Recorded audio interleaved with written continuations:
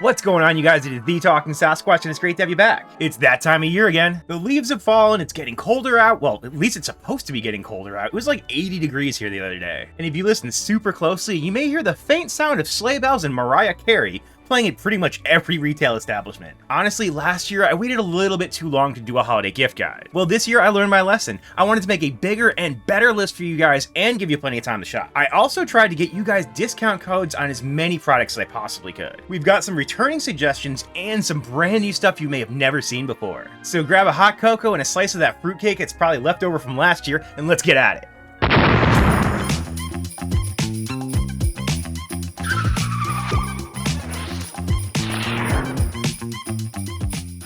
So first off, I feel like I'd be betraying my roots if I didn't start off by recommending the Flipper Zero. Now, it has come a long way since last year. Flipper Zero is no longer on beta firmware. We're at 1.0 now, and that means we've got a whole bunch of new features. It's got JavaScript report, faster BLE, 40% faster firmware installs, and native support for IR boards. Not to mention, creators like Rabbit Lab, Just Call Me Coco, AWOC Dynamics, Flipper Hub, and more have all sorts of new and exciting Flipper Zero GPIO boards. It's still the perfect tool for anybody who's interested in ethical hacking or penetration testing. The Flipper Zero is actually the thing that reignited my love of cybersecurity because it's got so many different protocols, it can do so many different things that you really learn so many different things. They've also got their stock and inventory all figured out. No more are they selling out in 10 minutes. They're always in open stock, super easy to get. Check them out at flipperzero.one. I also highly recommend grabbing a Wi-Fi board for it because this unlocks an entire new realm of possibilities. I found learning about Wi-Fi security and how handshakes and stuff work was extremely interesting. Also, learning how to install things like different firmwares, allowing you to change animations, the UI, all sorts of stuff was extremely fun. Also, make sure to check out lab.flipper.net. You can find all sorts of apps that'll run on any firmware and really add more functionality to the Flipper Zero. Alright, so the second thing I'm going to recommend is going to be the USB Rubber Ducky by Hak5. This little guy is one of the first hacking devices that got really popular on movies and TV. Now, on the surface, this looks like a normal USB drive. However, when you plug it in, it actually acts as an HID, or a human interface device. Now, because it acts as an HID, it means that it can do a lot of really cool stuff. Once plugged in, the USB Rubber Ducky will run whatever payload you've added to it, and it runs on Ducky script, which is very cool. Plus, it's got USB-C. Hak5 even has its own payload studio, so you can make your own Ducky scripts to do anything you want. If we actually open it up, you can see exactly what's going on. This is the V2, and it actually has a SD card slot right there that you can store your payloads on, and there's even a button, and you can program that button to do, again, anything you want. It's such a cool device. It's all up to your own personal creativity, and that's really what makes this device so much fun. You can find them down at hack5.org, or if you want to support the channel, go to hack5.squatch.zip. They're actually running their Hack November promotion, so get in quick and you can save a few bucks. Now, this extremely capable device is wrapped up in a really small package to look like a normal USB cable. Now, this specific cable is actually made to look exactly like an iPhone 16 charging cable. This is the one that came with my iPhone. This is the OMG cable. On first glance, you'd never know the difference. It's actually really nice that they put this little orange clip on there for you because, yeah, without that, you might not know which cable's your OMG cable. Now, you may ask, what does the OMG cable do? Well, it can do the same keystroke injection as a rubber ducky when you plug it in, if you want to, but it also starts its own Wi-Fi hotspot so you can control it remotely. Since it just looks like a normal USB cable, I tend to just have it sit and do nothing when you plug it in first. Then it allows a security researcher to wait for just the right moment to run one of the up to 200 payloads you can store on it. Not only can it remotely run payloads, but it's also got a bunch of other really cool features like geofencing, self-destruction, and mouse injection. Now, if you're interested in learning more about the OMG cable, I've got an entire video devoted to showing off just how many cool things this little cable can do. Again, the OMG cable is available through the Hak5 store, so follow my link, hack5.squatch.zip. But one thing I always like to point out, OMG is actually a completely different company. They just do their distribution through Hak5, so, you know, fun fact. All right, so the next item I'm going to feature is something that's a little bit different, but I've been struggling with this for a long time, so I figured, hey, why not include it in the holiday gift guide? As you might expect, I spend a ton of time sitting and working on videos. I film in the chair, I edit in the chair, I talk to you guys on Discord in the chair, and my old Amazon chair just wasn't cutting it. The seat pad was super compressed, I felt like I was sitting on plywood. The armrests were coming apart and flaking, and they also suffered from the same plywood feel. I spent a lot of time researching different chairs and trying to figure out exactly which one I thought would work for me. So I ended up going with the Flexispot C7 ergonomic chair. Now, I didn't just pick this chair out of nowhere. I heard a few other creators organically specifically talk about how they liked it, and it was also recommended it by somebody I really respect in the community. The C7 has the lumbar support I was missing and encourages good posture. It took a little bit of getting used to, but that's because I was sitting in a totally worn out chair with really bad posture. It's kind of like getting a new pair of insoles for your shoes. The C7 is super comfy and has a mesh seat to it, which is actually really nice. It's extremely breathable and cool. It's super adjustable too. You can change almost every single part of the chair to make sure you can find the perfect spot to make yourself comfortable. It also lets you adjust how much force it takes to recline, which I actually forgot how much I actually like reclining in my chair. It's also very stable while reclining, so it's really important to be able to trust your chair if you're a bigger guy like me. What's also nice is that this thing is super quiet, so if you're a content creator or a streamer or something, it's really nice to be able to move around and stuff on the chair and it's not creaking. The armrest and the headrest are both super adjustable, so you can get the chair dialed in to exactly how you want it. Follow my link in the description or in the pinned comment and use code 24BFC7 to save $50 on a C7 or a C7 Max. Flexispot's also running a Black Friday sale, so you can save up to 60% off site-wide. Moving on, I'd actually really recommend grabbing a Raspberry Pi Zero 2W, a Waveshare V4 screen, and a Pi Sugar battery. So for all of you who don't know what those things are, they actually kind of come together like Voltron to create a Ponygachi. I love building little tech gadgets like this, and this is one of the first kind of cybersecurity tech gadgets I made, and I absolutely love it. If you're feeling a little extra spicy, you can actually get the Raspberry Pi without the header soldered onto it, so you can learn a little bit about soldering as well. And then you learn how to use things like Balena Etcher and Raspberry Pi Imager to transfer things to an SD card to actually make this little guy work. After that, you can start capturing PCAPs and learning about Wi-Fi security, which I find extremely fascinating. Plus, there's a brand new project that's going to be getting its own video coming up soon, but it's called Bjorn. Now, Bjorn is a network security testing tool that connects to your network and looks for vulnerabilities. It's got an absolutely awesome interface, and I'm kind of in love with it, plus a really solid web UI to boot. Now, Bjorn is an alpha project, so if you dig around, you may run into issues or bugs or things like that, but so far when I've been using it, it's been pretty solid. It is a great project by Infinition. I'm very impressed with it. Check him out on his GitHub and make sure to give him a star. But you know what else is great? Is this segue to today's sponsor, PCBWay. Hey, if you don't know what to get that one person for the holidays, guess what? Check out PCBWay's module store. They've got a ton of cool stuff to check out. From tools to supplies to parts, PCBWay's module store is chock full of cool stuff. And in the meantime, hey, if you've got any PCB projects of your own, they can help you out every single step of the way. PCBWay is your one-stop shop for PCB manufacturing, CNC, sheet metal fabrication, 3D printing, and more. PCBWay has helped me with so many cool projects, and they can help you too. Head on down to PCBWay.com to see all the cool stuff they have to offer.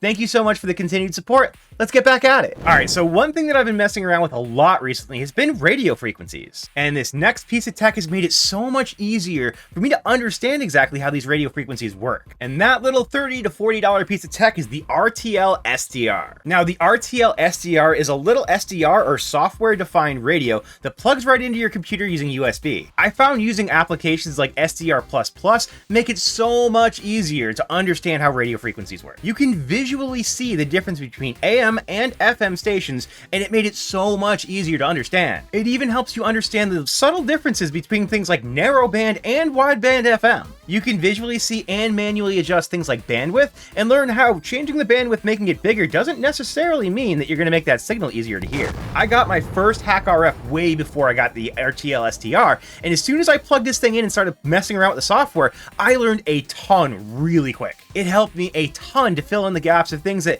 I only kind of understood. Being able to visually see it and manipulate things made it so much easier to figure out. Now, just make sure that you get one with an antenna if you don't already have one, because they do sell them. The least expensive kits will come without one. And that leads us straight into our next product, which is the HackRF H4M. The brand new and improved H4M features things like USB-C.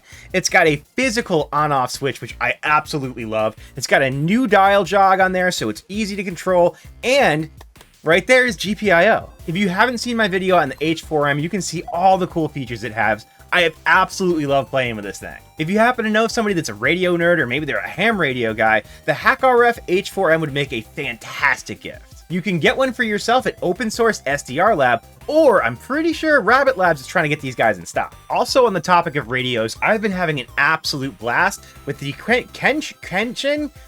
I can never pronounce it, UVK5. This $30 radio is available on Amazon, and it's hackable. You can add different firmwares to it, and you can add chirp. Chirp is a really easy way to add all of your local stations directly to the radio. You don't have to mess around with finding them on your own. It'll name them for you. It's awesome. You can also use it for things like text messaging and more. Just be careful. Remember, if you don't have a license, you're not allowed to transmit on a lot of the frequencies that you can with this radio. So on mine, I've actually disabled push to talk because nobody wants an unexpected accidental FCC violation. Right to jail, right away. But yeah, I've been having a ton of fun learning how to use this radio, and for 30 bucks on Amazon, it's an absolute no-brainer. I've also used it to listen in to local public works whenever there's a power outage, a big storm, or any other kind of emergency. It's also kind of fun just listening to the old timers on the ham radio bands talking about the weather and stuff on the local repeaters. All right, so the next thing on the list is something that I believe that pretty much everybody should have in their home, and that's a 3D printer. 3D printing has come so far in the past few years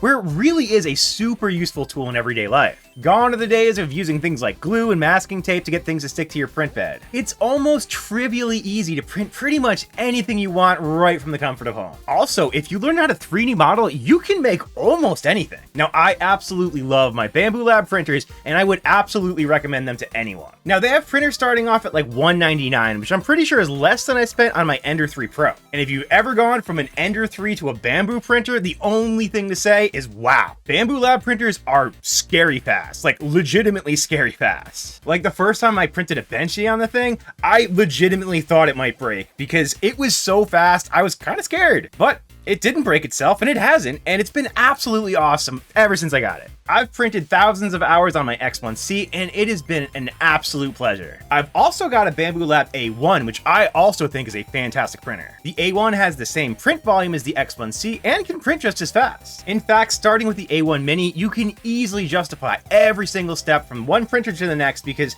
they are all such great values. If I did have one bit of advice, it would be to get one that has the AMS combo. The AMS and the multicolor printing really open up a lot of creative options for me, and I absolutely love that. So if you're just starting off and you're on a budget, my recommendation would be to grab the A1 Mini with the AMS combo. The A1 Mini combo comes in at about $50 more than just the A1. However, now you can multicolor print, and honestly, most times, I'm not printing anything that's that big, so the A1 Mini has plenty of build volume. But in the future, if you decide you do want the larger build volume, you just buy the A1, then you can either sell the A1 Mini, or now you got two printers. That's just my advice because I love multicolor printing. What's also nice is that the AMS makes it, in my opinion, a lot easier to feed the printer. You can just load up 4 spools of filament, and then you can use the slicer itself to pick which color you're printing in. No need to manually change rolls, no need to manually insert filament into the print head, none of that. So if you've been thinking about buying a 3D printer, definitely recommend checking out Bambu Lab.